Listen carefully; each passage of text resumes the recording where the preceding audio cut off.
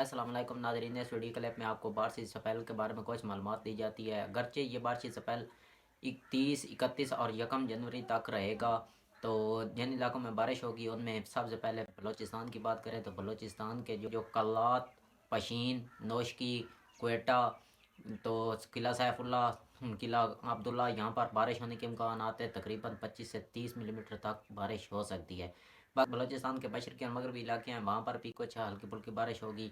इसके अलावा थल की बात करें तो थल में मियाँ वाली, येलम चकवाल तसली बख्श बारिश होने के इम्कान आते हैं। इसके अलावा खैबर पख्तूनख्वा, कश्मीर और गिलगित की बात करें तो यहाँ पर पहले बर्फ़बारी हो रही है। 30 से लेकर 1 जनवरी के दरमियान अच्छी बारिश होगी और पहले से ज़्यादा बर्फ़बारी होने के इम्कान आते हैं। बाकी पंजाब और सिंध की बात करें तो कराची और दीगर इलाकों में कुछ हल्की फुल्की बारिश नज़र आ रही है।